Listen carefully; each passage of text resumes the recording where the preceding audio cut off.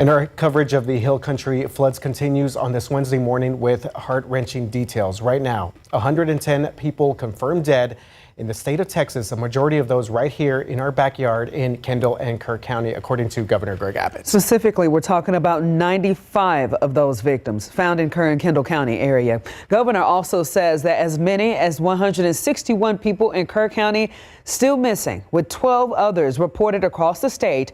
However, that's just the known number. There could be more missing. They need to know Texas is in this with the people in the Hill Country right here. We are not leaving until this job is finished. Governor Greg Abbott emphasizing that every one of those lost will be found and families will have closure. This morning, he is encouraging anyone who realizes that they haven't heard from a family or a friend, suspects that they may have been in this area this past weekend, to call a special hotline number. We've been telling you about this. It is 830-258-1111, or you can email kerrvillemissing@dps.texas.gov. And it is still very difficult to see those images and that video there as we welcome you to Good Morning San Antonio on this Wednesday morning, where we continue our coverage of the Hill Country floods. Team coverage this morning, Ernie Zuniga in Kerrville and Devin Karp also live in Ingram. But first, before we get to all of that, let's get with meteorologist Justin Horn. Again, your forecast radar is still pretty active.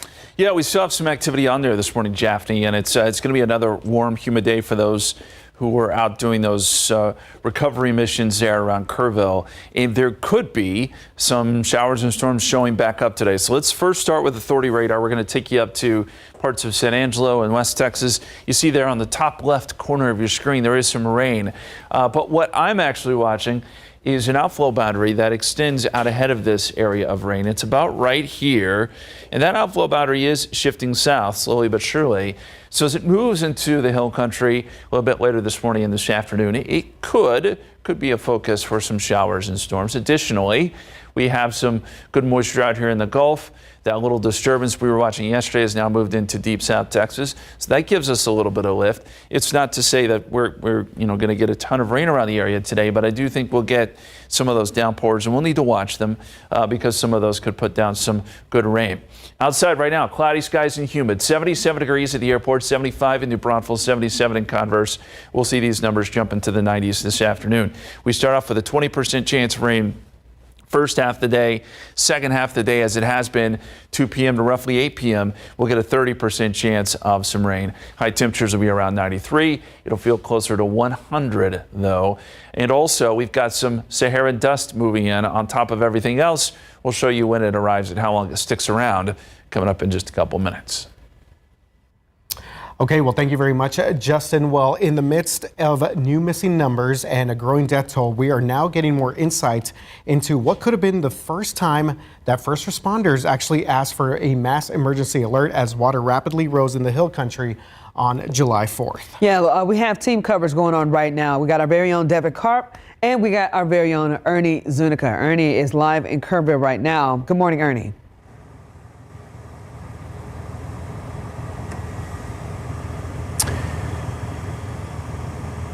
Guys, good morning. We are here at Flat Rock Park, or what's left of it, just again a stone's throw away from the Guadalupe River in Kerrville, and to my left, the Hill Country Youth Event Center, which has been the site of all of the Kerr County press conferences that we've seen. But for the first time, we are hearing straight from dispatchers who you can only imagine how frantic they were in the overnight hours of July 4th, communicating back and forth with each other as they were coming to terms with what was happening around them here in the Hill Country as it related to all of that flooding along the Guadalupe River. And perhaps there are some answers in some of these audio recordings that we have been able to obtain at KSAT 12. So let's kind of set the scene for you. Going back to July 4th, as we were on the air and we were trying to figure out the magnitude of the situation that morning, Kerr County Judge Rob Kelly was pressed about evacuations in one of his first press conferences. He mentioned two things at that time. One, that no one could possibly know that this type of flooding was coming. And two, that Kerr County had no warning system in place. But listen to this dispatch call that, again, KSAT 12 got from a source. We still have water coming up. The Guadalupe Shoemaker sign is now underwater on Highway 39. Is there any way we can send a code red out to our Hunt residents asking them to find higher ground or stay home? So that call was time-stamped at 4:22 in the morning on July 4th and was made by an Ingram volunteer firefighter. Now, we know, of course, at that time, water was rapidly rising around 4 a.m. So back to the code red. What is that? Well, it's a mass notification system that can alert people's phones with emergency information if they sign up for the alerts in advance. Now, from the recordings, it seems like Kerr County had the capability to use that, but a Kerr County Sheriff's Office dispatcher responded to that request by saying this. Listen. 10-4 standby. We have to get that approved with our supervisor. Just be advised, we do have the Texas water rescue en route. No idea what's going on yet. Just a boat in the water for now. And apparently it took multiple hours before that request could ultimately be approved. Now, we're still working to confirm how many people actually got that alert and at what time, but the source told KSAT that the code red mass notification was not used until 10:04 a.m. on Friday the 4th, nearly 6 hours after it was first requested.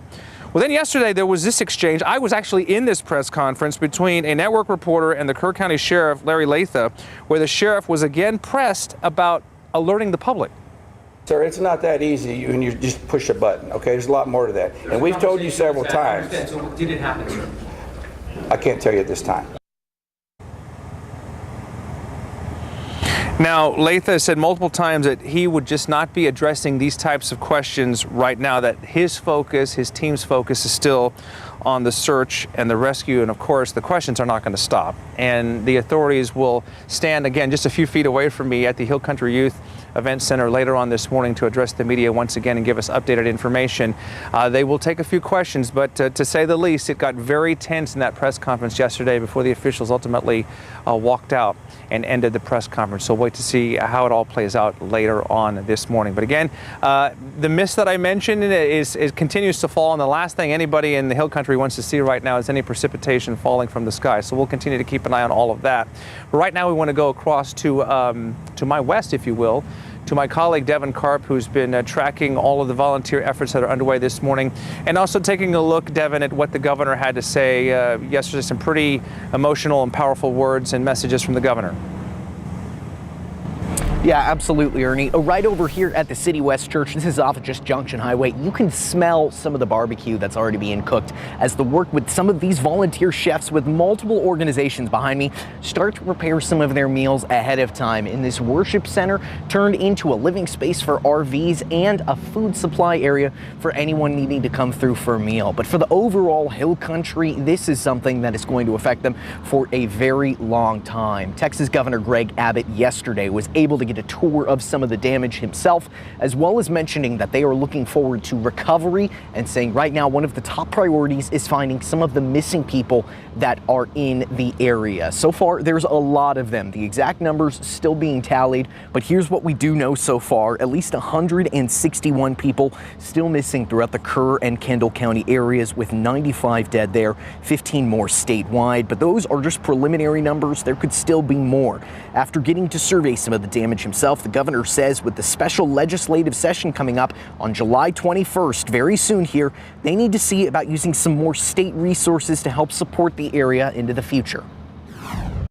From top to bottom, we want to make sure that when we end that session, we end it making sure these communities are better, more resilient, and have the resources that they need for the next chapter of their lives.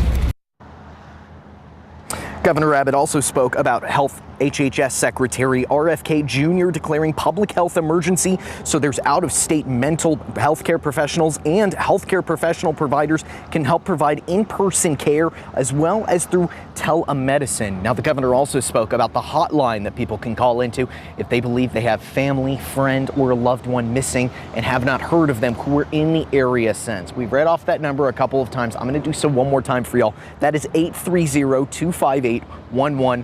911. The governor also stressed that anyone making false reports, prank calls, using any of these helpline information centers in a wrong way could face serious criminal charges and legal ramifications. Now, shortly here back in Ingram, as soon as the sun starts to rise, we are going to see people coming through this area into the parking lot to get some assistance and find those first responders helping out other members in the community here in Ingram. We're going to follow this for the rest of the morning here on GMSA, but for now, I'll send it back to y'all. Devin Karp, KSAT 12 News. Thank you, Devin. So while so many questions remain about those missing, we're hearing those unbelievable stories of people who survived. And one of those survivors is Leo Romero Jr. Let's tell you a little bit about him. Today is actually Leo's birthday. He is turning 19 years old, and instead of getting to celebrate that milestone this morning, he's missing his father, his stepmother, and his 2-year-old brother. They were all in their house on Friday morning when the river ripped their home off of its foundation and took his family with it. Amira Arthur visited with Leo and his mother at the Peterson Regional Medical Center, where he's recovering. He talked about how he made it out alive. Mami, te amo con todo. I thought that was it. I don't want to say I accepted it, but no, I thought I was gonna die. Leo Romero never went to sleep the night of July 3rd. I was awake all night playing just games. Around 6 a.m. on July 4th, he heard the water. I could hear water under the, under me. It wasn't inside. He woke up his dad, his stepmom, and baby brother. It was bad, but at that moment we were it's gonna be okay. We didn't think, what happened was gonna happen. What did you all do in that moment once you knew, okay, this is not gonna be okay? Yeah. My dad just tried to cover where the sliding door was. Just was anything, just boxes or with the table, but it just kept moving. We thought maybe we would still be okay, but then that's when the vents, water just started coming super fast from the vents. His father told Leo and his stepmother, Natalia, to climb onto the couch, grab the curtains. Leo Sr. held his toddler son in the air. How did you get out of the house and how did you survive this? I remember something hitting me on the head. How I recall it is the roof fell, but just next thing I know, house is gone, so I'm just in the water, just grab whatever. I wasn't really able to hold on to it. I just kept going. I think I just hit a lot of rubble, just parts of houses, trees. You were just stuck in debris, things coming down the water. Yeah. How did you get out of the water? The firefighters. Yeah, I was there for 4 hours. You were there for 4 hours? You haven't seen your brother or your stepmom or your dad since Friday morning. But you told me that you're holding on to hope. Yeah. We have basically the whole family, searching. Neighbors searching. I'm glad I'm safe, but it does, hurt knowing that still don't know anything about, my family. And that was Myra reporting. Today is also Leo's father's birthday. They share the same name and the same birthday, but this year, Leo is wishing for any news about his family.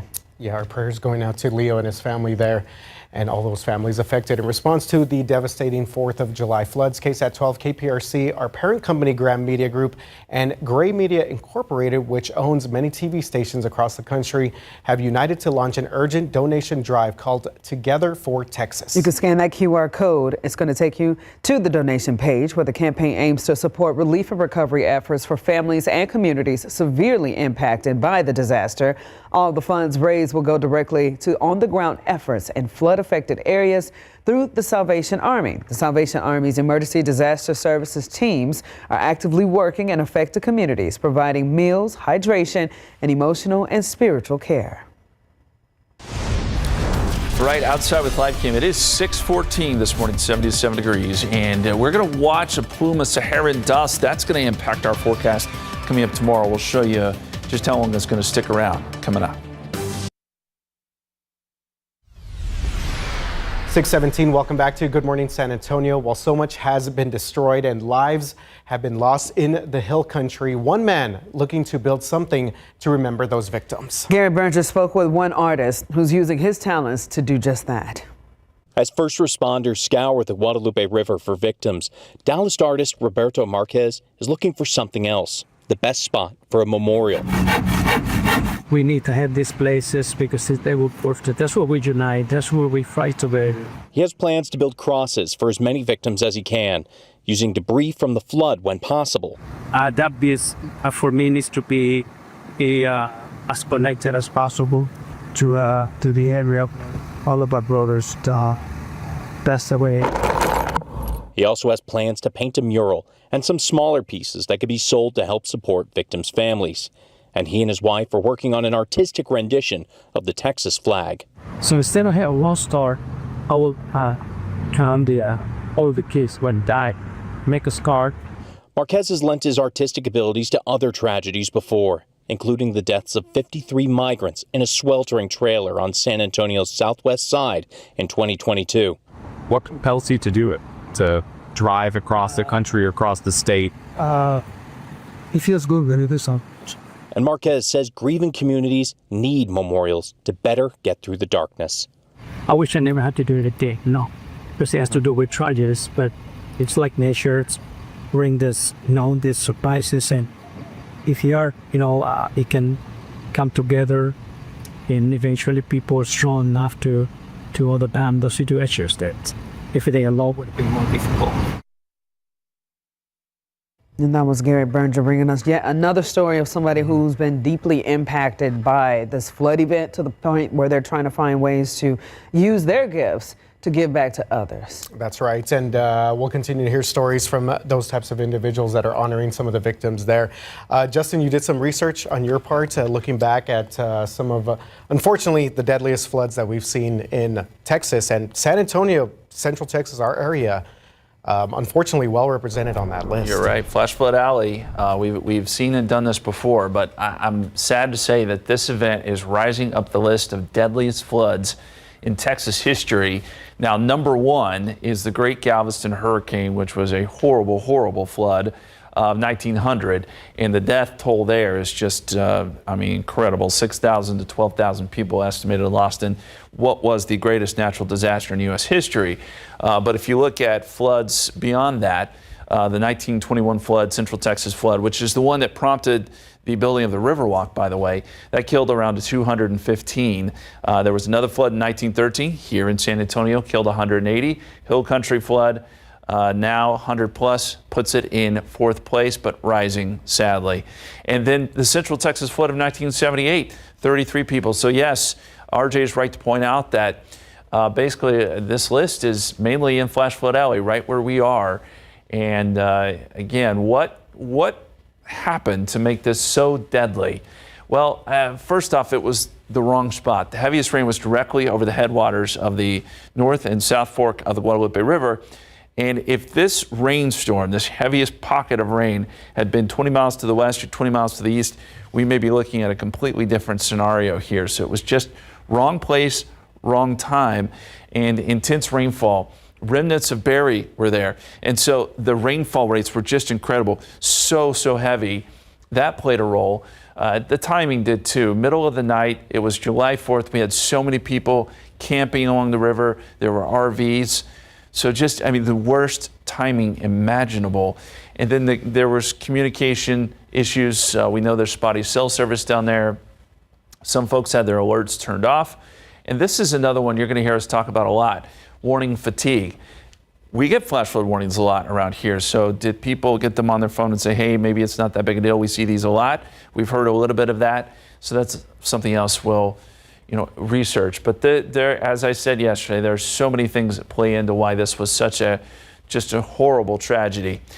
Okay, as we look at the satellite picture this morning, we've got a complex of showers and storms that came out of North Texas, but what's important about this is it is creating an outflow boundary, and that boundary will slowly sink into our area today. So that's ingredient number one.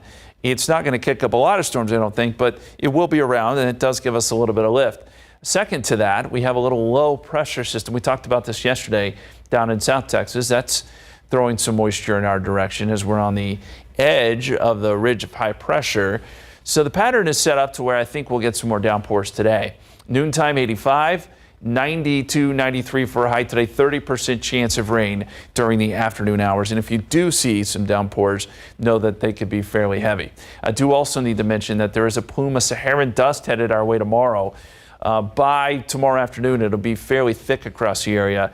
But thankfully, it's just a one-day thing. By Friday, a lot of this is starting to dissipate. But you will notice some hazy skies tomorrow on your Thursday, 94. 94 Friday, very, very small chance of rain. But we do bump rain chances back up to 30% on Saturday as we get some deeper moisture back in place, and we could see some more of those healthy downpours. Roads are dry, though, this morning. Let's check in with RJ to see if there's any issues as you head out the door.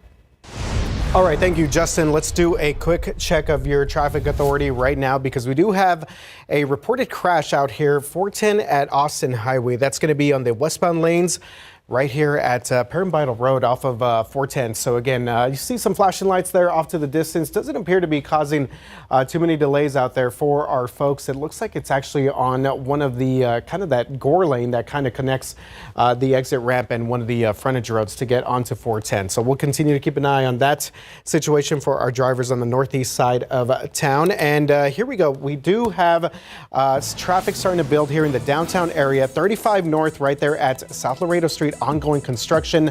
We'll continue to monitor this as well. Good morning, San Antonio. We'll be right back.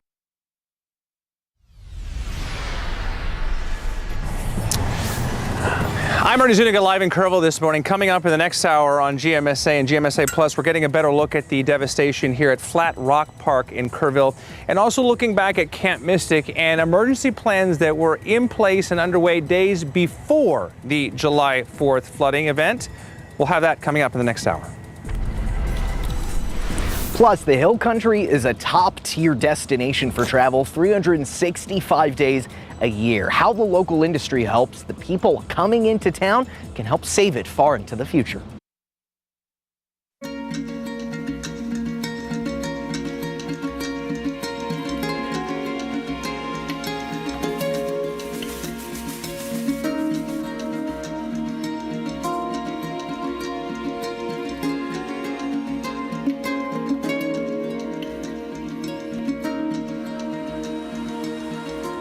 And we're now into our 6:30 half hour. Thank you very much for joining us on this Wednesday edition of Good Morning San Antonio as we continue our coverage of the deadly flooding in the Hill Country. We got our Ernie Zuniga over in Kerrville and Devin Karp in Ingram. We're going to go first to Ernie. Ernie, what are you saying right now?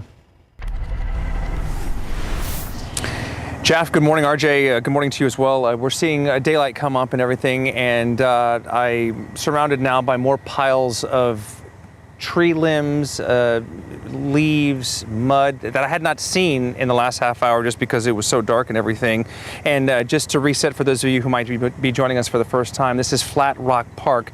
I'm standing in front of what is left of the playground that is here that used to have multiple slides on it, a canopy on top of it with support beams, and then to my right was a swing set, and you can see those three metal support columns are all gone, and the swings are nowhere to be found. But the Guadalupe River is just beyond the swing set over there to my right, and then to my left, just up the hill, about a 2-minute walk from here, again, is the Hill Country Youth Event Center, where we've seen these press conferences play out with Kirk County officials, and we would expect another one coming up in the 10 o'clock hour later on.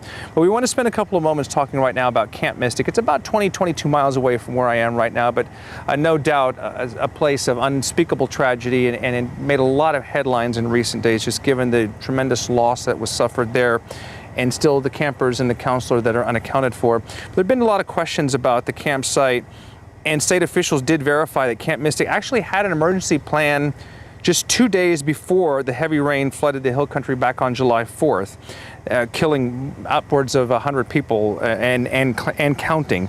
Now, inspectors with the Department of State Health Services visited the camp along the Guadalupe River back on July 2nd.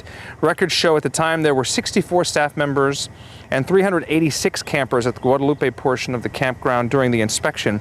Camp officials just confirmed again that 27 campers and a counselor have died, and again, more are still unaccounted for in what's being described as one of the worst flooding disasters in Texas history. And I know Justin has kind of ranked it in the top 10, if you will, or even higher in terms of just lives lost in weather events and flooding related events in the state history. So just still trying to process all these numbers. And again, as the sun is coming up, the mist that I mentioned earlier is kind of dissipated, so that's not really an issue.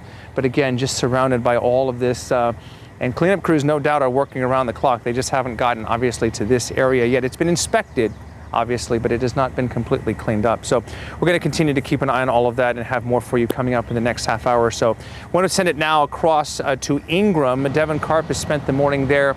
And one issue that is starting to come up is looking ahead and how what has happened here over the last few days, Devin, will impact tourism in this area moving forward. Yeah, absolutely, Ernie. You know, when we're talking about this flood, sometimes I think we forget about the fact that this happened on July 4th. The Hill Country is already an extremely popular vacation tourism destination, 365 days a year, especially during that 4th of July weekend, which means a lot of the properties around here are listed on travel sites like VRBO and Airbnb. Over the last couple days, we have had the opportunity to speak with some owners of these Airbnb destinations that say that when the floodwaters rose and raged, one of those rental managers, Eddie Matthews, evacuated 75 renters on 2 separate properties over on the river in Ingram, over at River Oaks Lodge and Casablanca. And that's when they called panicking, saying we need rescue, that their cars were already over water. We were able to get them out safely. Now, later that night, he did return to the property and heard someone in a cabin which had been knocked off its foundation.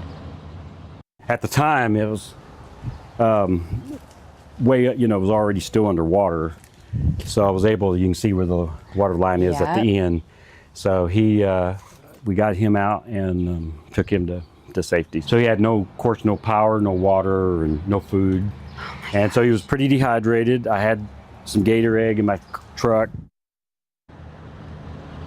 Now, Eddie did bring up the point so many people in this community are in the service industry and rely on visitors. That's why he's hoping that after recovery efforts continue and the cities get to a place of somewhat normalcy, he hopes tourism can come back to the area to continue support a very large industry and all of the people working in it. Those same people that are treating their neighbors with kindness, they hope that that will encourage visitors to come back into these areas so they can be treated like family by some of the people who stay and work here. Over here in Ingram, over at the City West Church parking lot, right off of Junction Highway, this has turned from a place of worship into a place of food and shelter, with RVs parked back over here, people cooking behind me. You can smell the barbecue, all the food prep done by some of these chefs who are going to be helping people throughout the day and have been since day one.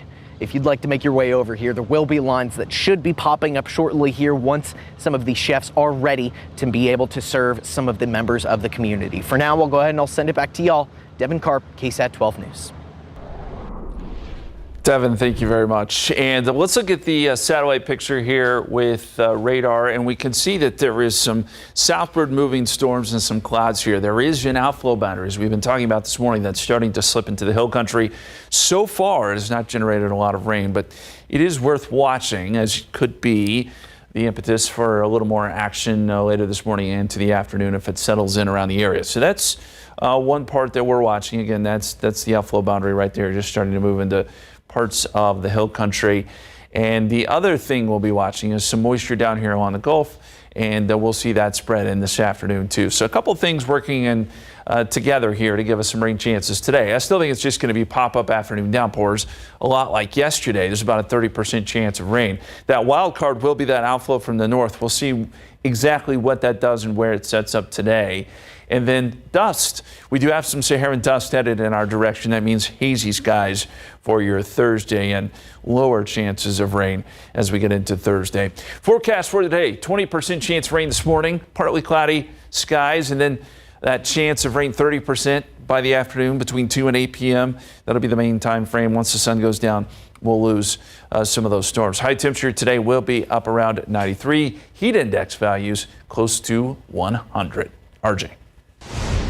All right, thank you very much, Justin. Quick check of your traffic authority on your Wednesday morning. As we get a little bit closer to our rush hour, we are clearing out an incident right here at 281 north of Bassey Road over there by the quarry. Earlier saw some flashing lights off to the distance there, but it looks like traffic on the northbound lanes is starting to move along there on 281. We still have this accident in place. This is going to be on the northeast side of town over at 410. This is actually going to be on the westbound lanes of 410, basically right where 35 you can take 35 onto 410. So we see that we have the Hero truck out there now. Hopefully we could get that cleared out, but it looks like traffic not necessarily being too affected at the moment there. 410 over by Perrin Beidle Road. Now this is causing some pretty good delays for our drivers here. I'm about to post another article on our website right now just to kind of give you a little bit more details on what's going on here. Again, 35 north, we are seeing a full closure of the lower level right here at South Laredo Street all the way up to Martin Street, and the two inner lanes of the upper levels also closed at 35. You see the backup that this is already causing for all of our drivers that are coming off of 10 and 90. This closure will be in place for weeks on end, probably through the rest of this summer. And again, we're going to update you more on KSAT.com and give you more information there. So I believe we're going to go to a break, or we're going to go back to Jeff at the desk. Jeff? Yeah, thank you, RJ. Well, as sad of a reality as this may be, the 4th of July will never be the same for several families impacted by the deadly Hill Country floods. Well, one family is not giving up hope to find their mother, who they're praying is still alive, days after they last heard her voice. No one's sleeping very well. Retired Coast Guard Rachel Lynn, her brother, active first responder Ryan Schomber, and their family exhausted. 77-year-old Penny Ferguson and her husband, 83-year-old Bruce Ferguson, were swept away in the deadly Hill Country flood. Before the 4th of July, the two siblings visited their parents at the HTR Texas Hill Country RV Park and Campground. Know that was a place that they enjoyed being at? They live there year-round, big campers, big fishermen. Schomber and his daughter were actually visiting from out of town, staying in one of the cabins just down the street from his parents' RV. 5 o'clock, we heard 2 honks. Phone did go off, something about an alert as far as flooding. By the time I came back to the front door to check, the water had already started to exceed the roadway. We put shoes on. I had her grab her backpack. I called my mom, told her we need to leave now. Schomber says by that time, the water was over the steps at his cabin. He grabbed his daughter and they swam to higher ground at the next cabin over. When we looked back, my mother's RV had toppled. There was technically still a chance that they were alive. Unfortunately, during our conversation, Schomber received a phone call.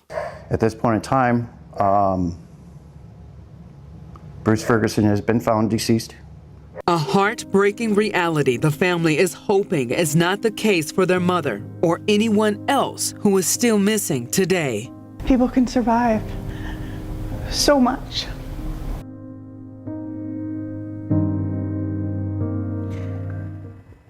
Now, to the Good Samaritans who helped Ryan and his daughter, he said it was 3 men, a man by the name of Mark, 2 men he doesn't know the name of, but they had a dog. He wants to say thank you from the bottom of their hearts because they say that without that help, they would not be here today. Again, the family asking anyone, if you have seen Miss Penny Ferguson, you need to call 830-258-1111. Right outside with live cam, it is 6:42, 77 degrees. We're going to be looking at futurecasts, talking about the rain chances today. Plus, we're going to have an update on some flooding in New Mexico. Some incredible footage coming out of that state. We'll show you after the break.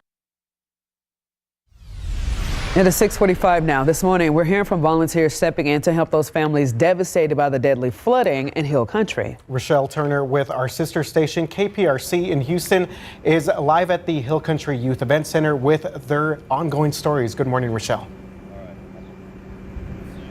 Good morning, RJ and Japney. Yesterday, we met Bonnie Walker and Renee DePriest, and they both knew families that are impacted by the tragedy at Camp Mystic, and they said it was very important for them to be there, step in, and help out. But after seeing the damage yesterday firsthand in Hunt, they couldn't believe it. They said it was way worse than what they had been seeing on social media, And they said their hearts break for so many other families who are still looking and searching for their loved ones. But before we get to their stories, I do want to bring you up to speed on what the governor shared yesterday. So at this hour, we know that there's 161 people who are still missing. And Governor Abbott said many of the unaccounted for were staying in the Hill Country but didn't register at a camp or hotel, which is making it difficult to track them. Now, there are 5 campers and 1 counselor that's still missing from Camp Mystic. Another child not affiliated with the camp also remains unaccounted for. But for people like Bonnie and Renee, who have ties to the area, they say the heartbreak is personal.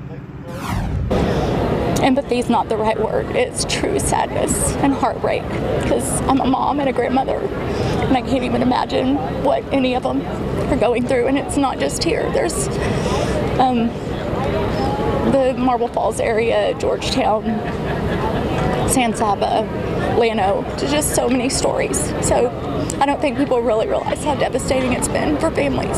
I literally started going house to house asking if people needed help. I have a friend with a truck and a chainsaw, and we were doing manual labor. Like, we don't care what it is, we just want to help our fellow Texans. And so he reassured me that we can actually get some medical people in that know how to handle trauma like we do, mentally, psychologically, physically, all these things that are our usual day. And as you can imagine, it is very difficult when first responders and volunteers come across a deceased person as they continue their search efforts. So it can affect them in several ways. Now, there was a lot of questions about the response timeline yesterday, and the governor has vowed to address those issues at the next special session in less than 2 weeks. Reporting live in Kerrville, I'm Rochelle Turner, KSAT 12 News. Okay, thank you very much for that report, Rochelle, as we continue to hear more stories of folks out there trying to do anything they can to help those flooding victims. Let's give you an update on the roads here real quick. 410 northbound off of Rigsby Avenue. A little bit of delays out here for our folks that are coming up. There is reports of an incident over at 410 at W.W. White, but I'm not seeing anything in particular in this one particular spot. A little bit further up over by 410-35, there is a delay there in that spot, and we are still seeing a little bit of activity right here, 410 at Parent Vital westbound lanes. Let's go to Justin right now with a check of the weather. Thank you, sir. We're going to start this weather with some video. This is incredible stuff coming out of Rio Doso, New Mexico. That's the Rio Doso River you're looking at there. And another major flash flood event last night carried homes down this river. You can see there's a lot of mud mixed in there, so some mudslides. And we have not heard of any reports of injuries or fatalities, but certainly a very scary scene there in Rio Doso, New Mexico. And let me show you the radar and satellite, how this kind of played out. Big storm set right over the mountains there in Rio Doso and just dumped a ton of heavy rain. So they, too, dealing with flash flooding there. And Chicago yesterday picked up a quick 7 inches of rain in a short amount of time. There were flash flood emergencies there, too. So just a lot going on flooding-wise across the country in general. And let me show you what's going on now with the authority radar here across our viewing area. And you see these storms here, top of your screen. That's a complex of showers and storms. It's weakening, but there is an outflow boundary that stretches right about here, and that came out ahead of those storms and is pushing south into the hill country. It was developing a few showers earlier, not so much anymore. But with that in place today, we'll see what that does, because you'll combine that with some moisture coming from the Gulf, and we still have a little disturbance down here across South Texas that's going to help to enhance some rain chances. So I think all of those ingredients combined will give us some more downpours. Now, again, this computer model is not showing much. I think there will be a little more than what you're seeing here. But as we get into the afternoon, it does develop some of these downpours around the area. And if you're one of the ones that gets caught underneath these downpours, much like yesterday, you can see some quick street flooding. It shouldn't last too long. But these rainfall rates will still be heavy. We still got a good amount of moisture up and down throughout the atmosphere. Outside right now, cloudy and 77 here in San Antonio, 75 in New Braunfels, 77 in Converse, 76 right now at Stinson. And hour by hour here, I think small rain chances this morning. We bump it up to a 20% chance noontime and then a 30% chance this afternoon, roughly between 2 and 8 o'clock. That is when we'll have our best shot. Now, once the sun goes down, we'll see those rain chances generally go away. I want to show you the area reservoir levels real quick. This has been something people have been keeping close tabs on. Canyon Lake now at 63%. It's up 12 feet since last month, so we've seen a pretty good climb there. Medina's at 5%, still really low, but up 11 feet, believe it or not. So some improvement. Travis is a lake that has responded in a big way from the recent floods. 67% full. It's at it's up 22 feet. And Buchanan's another one, 81% full and up 10 feet. And all these reservoirs, by the way, is still rising. Extended forecast. Expect some hazy skies tomorrow as some dust rolls through. 94 on your Thursday, 94 Friday. Another decent chance for rain on Saturday, 30% chance, and then smaller rain chances Sunday and into next week. We'll be right back. Welcome back. Expect a high right around 93 degrees today, 30% chance of rain. We'll get a bout of Saharan dust tomorrow with some hazy skies, and then another 30% chance of rain Saturday. But we'll watch the authority radar today for any of those downpours that could produce some heavier rain. Thank you, Justin. Well, in response to the devastating 4th of July floods, KSAT 12, KPRC, our parent company Graham Media Group, and Gray Media have united to launch an urgent donation drive called Together for Texas. Got that QR code right there on your screen. It was going to take you directly to the donation page. All of the funds raised will go directly to on-the-ground efforts in flood-affected areas through the Salvation Army. Stick around. GMSA Plus continues right after this short break with more coverage over the Hill Country flood.